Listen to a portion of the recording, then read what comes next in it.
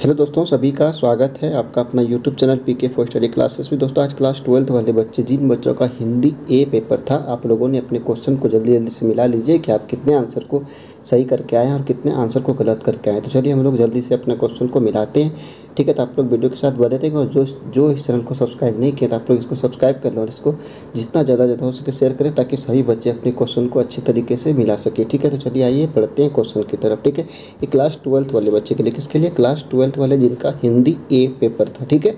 तो चलिए हम लोग क्वेश्चन को मिलाते हैं। ऑब्जेक्टिव क्वेश्चन है, ठीक है। देखिए यहाँ पे कुछ गद्यांश दिया था जो कि आप लोगों ने अच्छे से पढ़ के इसका आंसर किए होंगे कि यह जीवन क्या है, निर्जर है, मस्ती है, इसका पानी है, सुख दुख के दोनों तीरों से चल रहा रहा मनमानी है, कब फूटा गिरी के अंतर से, किस अंचल से उतरा नीचे, किस घाटी से बहकर आया, समतल में अपने को खींचे, निर्झर में गति है, जीवन है, वह आगे बढ़ता जाता है, धुन एक सिर्फ है, चलने की अपनी मस्ती में गाता है। धुन एक सिर्फ है, चलने की अपनी मस्ती में गाता है।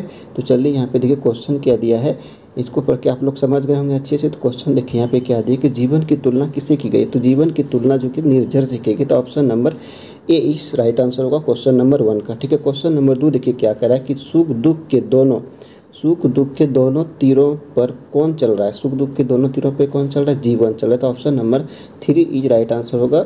क्या होगा? 3 इज राइट आंसर होगा, जीवन, ठीक है। कल क्वेश्चन नंबर 3 को देखिए तो आप लोगों ने अपने क्वेश्चन को अच्छे से मिलाइए। देखिए यहाँ पे कुछ बच्चे गलत कर दिए। देखिए उसको पढ़ के, अगर गद्यांश पढ़ के आप क्वेश्चन को गलत करते हैं ना, वो भी हिंदी का, तो बहुत गलत बात है, जिसको आप समझ के अपने आंसर को कीजिए, ठीक है। तो यहाँ पे क्या क्वेश्चन नंबर 2 का 3 नंबर होगा, जीवन। आगे देखिए क्वेश्चन 3 देखिए, प्रस्तुत पंक्तियों के अनुसार अपनी मस्ती में कौन गाता है। तो कौन गाता है? निर्जर। यहाँ पे option number 2 is right answer होगा। चलिए आगे बढ़ते हैं। क्वेश्चन नंबर 4 पे आते हैं कि गिरी का अर्थ क्या है। गिरी का अर्थ क्या है? फूल है, पहाड़ है, चांद है, धरती है। तो क्या होगा? पहाड़ होगा। Option number 2 is right answer होगा, पहाड़ होगा, ठीक है।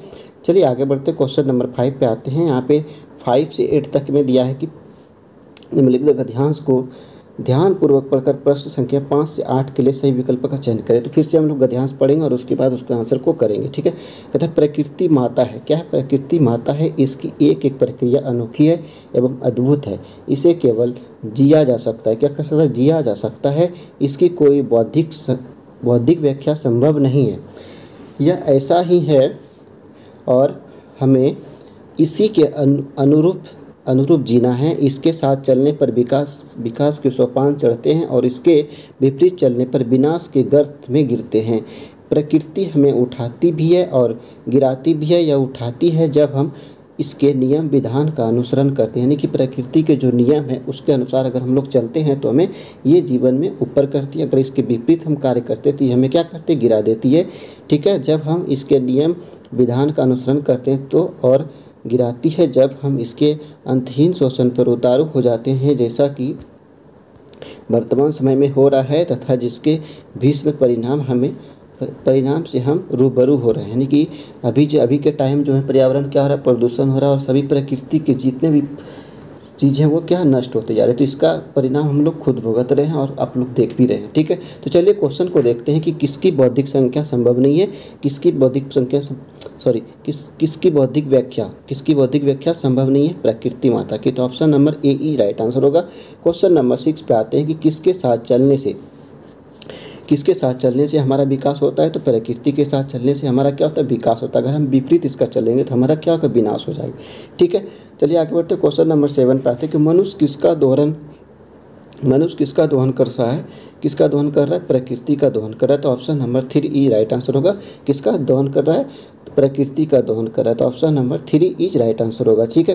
क्वेश्चन नंबर 8 पे आते हैं कि वर्तमान समय में यानी कि अभी के टाइम में मनुष्य प्रकृति के साथ कैसा आचरण कर रहा है, कैसा विरोध कर रहा है, किसको नष्ट करते जा रहा है, इसको ख़त्म करते जा रहा है, और जिसकी वजह से क्या हो रहा है? सभी मानव जीवन के लिए जीवन जो है वो अत्यंत कठिन होते जा रहा है, ठीक है। तो यहाँ पे क्या होगा? विरुद्ध, यानी कि option number A E right answer होगा क्वेश्चन नंबर 8 का। चलिए आगे बढ़ते हैं। क्वेश्चन नंबर 9 पे आते हैं कि पत्राचार पत्राचार किसकी अभिव्यक्ति का सरल तरीका है? तो यहाँ पे हो जाएगा इन विचारों का। किसका? विचारों का। देखिए यहाँ पे इनमें से सभी नहीं हो सकता, यहाँ पे क्या होगा? विचारों का। Option number 3 is right answer होगा। चलिए आगे बढ़ते हैं। क्वेश्चन नंबर 10 पे, औपचारिक पत्र में, किसमें? औपचारिक पत्र में सर्वप्रथम क्या लिखा जाता है?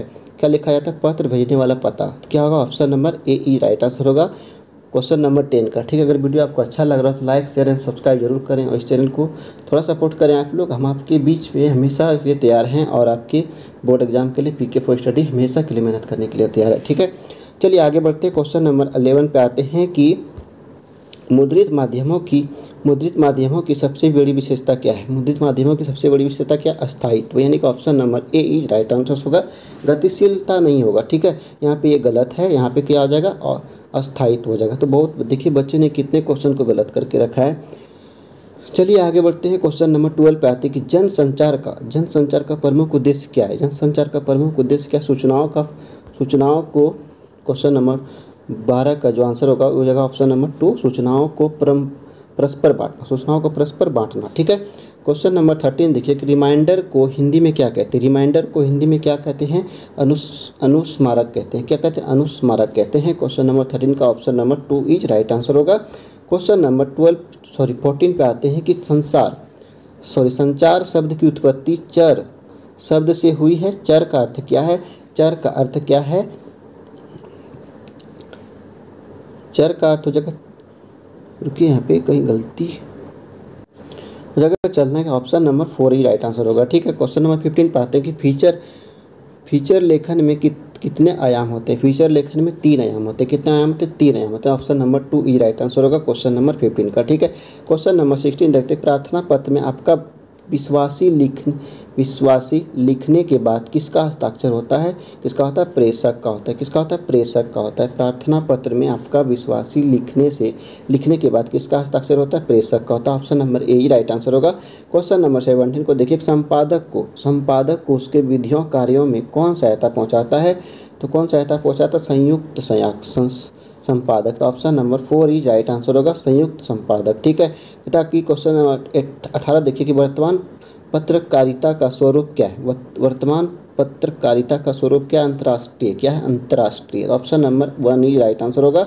चलिए आते हैं आगे बढ़ते, क्वेश्चन नंबर 19 पे आते हैं। तो यहाँ पे कुछ गद्यांश फिर से दे रखा है कि निम्नलिखित पद्यांश को ध्यानपूर्वक पढ़कर प्रश्न संख्या 19 से 22 तक के लिए सही विकल्प का चयन करें। देखिए क्या है?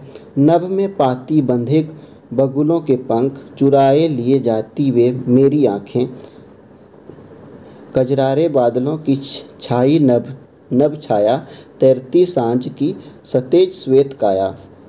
और आगे है, हौले हौले जाती मुझे बांध निज माया से, हौले हौले जाती मुझे बांध निज माया से। ठीक है, तो यहाँ पे क्या है? उपर्युक्त काव्यांश में किसके सौंदर्य का वर्णन किया गया है? तो सायंकालीन प्रकृति का, यानी कि सांझ के जो समय होता है ना, तो बहुत सुंदर आकाश देखने को लगता है और पूरा वातावरण बहुत ही मतलब अट्रैक्टिव लगता है, बहुत अच्छा लगता है। तो यहाँ पे क्या? संध्याकालीन प्रकृति का। ठीक है, तो चलिए आगे बढ़ते, क्वेश्चन नंबर 20 पे आते हैं कि इन पंक्तियों में कवि ने किस पक्षी का चित्रण किया है? किस पक्षी का चित्रण किया है? तो बगुला का। तो option number 1 is right answer होगा, किसका? बगुला का। ठीक है, क्वेश्चन नंबर 21 को देखिए कि होले होले में कौन सा अलंकार है? तो होले होले में कौन सा का अलंकार है? पुनरुक्तिक प्रकाश अलंकार। ठीक है, क्वेश्चन नंबर 21 का option number 3 is right answer होगा। चलिए आगे बढ़ते 22 पे, नभ में छाए बादलों की रंगत कैसी है? श्याम, यानी कि option number 2 is right answer होगा 22 नंबर का। ठीक है, आप लोगों ने अच्छे से मिला रहे हैं अपने क्वेश्चन को, आप लोगों ने अच्छे से मिला लीजिए और यह इसको देखिएगा आपने कितने आंसर को सही करके आए हैं। ठीक है, चलिए आगे हैं 23 नंबर की, भाषा को घुमाने फिराने से बात कैसी हो जाती है? कैसी हो जाती है? पेचीदा हो जाती है। तो option number 1 is right answer होगा। ये सब बात तो सभी ने, ये तो रोज़ का बात है, आप लोगों के अगल बगल घर में बाहर में सभी जगह जानते हैं कि बात क्या है, भाषा को घुराने फिराने से क्या तो वो पेचीदा हो जाता है, यानी कि उलझन वाला बात हो जाता है। चलिए आगे बढ़ते, क्वेश्चन नंबर 25, कैमरे में बंद अपाहिज कविता में कौन किसका साक्षात्कार ले रहा है? किसका? पत्रकार विकलांग का। पत्रकार विकलांग का। तो ऑप्शन नंबर 3 ई राइट आंसर होगा। ये आपकी किताब का क्वेश्चन है। ठीक है, बुक का।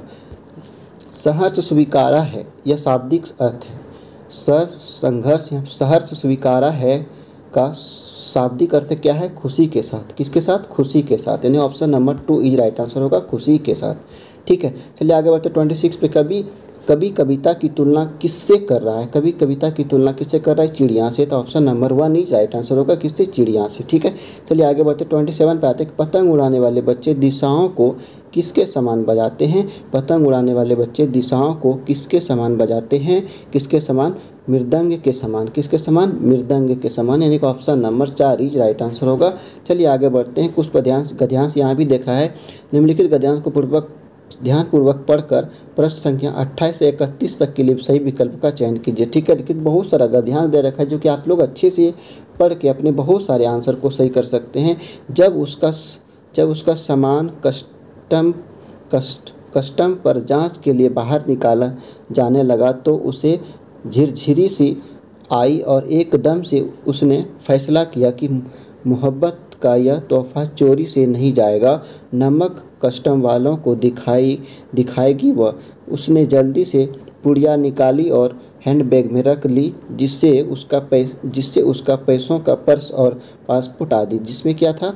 उसका पैसों का पर्स और पासपोर्ट आदि थे। जब सामान कस्टम से होकर रेल की तरफ चला तो वह एक कस्टम अफसर की ओर बढ़ी। ठीक है, चलिए आगे बढ़ते। क्वेश्चन क्या है? प्रस्तुत पाठ के लेखक कौन थे?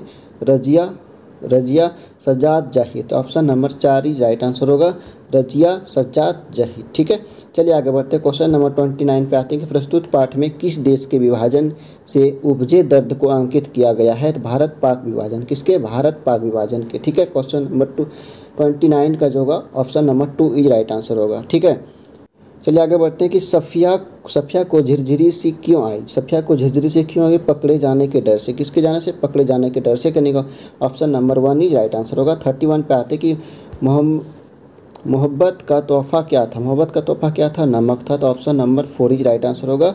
32 नंबर देखिए कि भक्तिन किसकी बेटी थी? भक्तिन किसकी बेटी थी? गोपाल की। ठीक है, option number 2 is right answer होगा 32 का। 33 नंबर क्वेश्चन देखिए, बाजार में किसका जादू है? बाजार में किसका जादू? रूप का। किसका? रूप का। तो option number 1 is right answer होगा। आप लोगों ने क्या मारा है? कमेंट करके बताइएगा। बाजार में किसका जादू है? रूप का। 34 पे आते हैं कि चांद सिंह पहलवान के गुरु का क्या नाम था? चांद सिंह पहलवान के गुरु का क्या नाम था? बादल सिंह। क्या होगा? Option number 2 is right answer होगा, बादल सिंह। चलिए आगे बढ़ते 35 पे। चार्ली चैंपियन ने अपनी फिल्मों में किन दो रसों का मिश्रण किया? करुण रस और हास्य रस, यानी कि ऑप्शन नंबर 4 ही राइट आंसर होगा, करुण रस और हास्य रस। चलिए आगे बढ़ते 36 पे आते हैं। काले मेघा पानी दे, ये किताब का आपका क्वेश्चन है, आपका बुक का हिंदी के। काले मेघा पानी दे में लड़कों की टोली अपने आपको क्या कहकर बुलाती थी? इंदर सेना। ठीक है, किसका? इंदर सेना, यानी कि option number 2 is right answer होगा। चलिए आगे बढ़ते 37 पे आते हैं कि सिल्वर वेडिंग के यशोधर पंत किस पद पर थे? सेक्शन ऑफिसर पे। किस पे? सेक्शन ऑफिसर के पद पे थे। चलिए आगे बढ़ते हैं 37 को कितना आंसर हो गया? Option number 1 is right answer हो गया। 38 पे आते हैं कि जुझ शीर्षक कहानी का लेखक किससे डरता था? पिताजी से। तो option number 2 is right answer होगा 38 का। ठीक है, चलिए आगे बढ़ते 39 पे आते हैं। आप लोग का 2 क्वेश्चन बचा है कि मोहनजोदड़ो हड़प्पा से प्राप्त हुई नर्तकी का मूर्ति किस राष्ट्रीय संग्रहालय में रखी हुई है? किसमें? दिल्ली संग्रहालय में। किसमें? दिल्ली संग्रहालय में। Option number 3 is right answer होगा, दिल्ली संग्रहालय में। लास्ट क्वेश्चन है कि डायरी की पन्ने की लेखिका एन फ्रैंक ने किसे संबोधित कर डायरी लिखी है? किससे लिखी है? गुड़िया को। किसके? गुड़िया को। तो option number 4 is right answer होगा। तो इस तरह से आप लोग का पूरा क्वेश्चन एनालिसिस हो गया। आप लोगों ने कितने सही मार्क आए हैं, कितने गलत करके आए हैं, आप लोगों ने कमेंट करके ज़रूर बताइएगा कि आपका हिंदी कोर ए में कितना क्वेश्चन सही हुआ है और आप लोगों ने कितना क्वेश्चन को गलत करके आए हैं। ठीक है, उम्मीद करते हैं कि सभी बच्चों ने बहुत क्वेश्चन को सही करके आए हैं।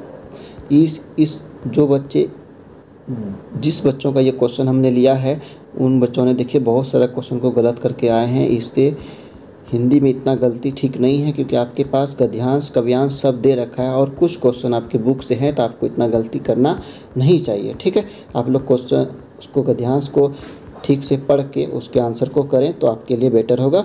ठीक है, फिर आप लोगों ने ज़रूर कमेंट कीजिएगा कि आपका कितना सही हुआ। ठीक है, फिर मिलते हैं नेक्स्ट वीडियो में, तब तक के लिए जय हिंद, थैंक यू।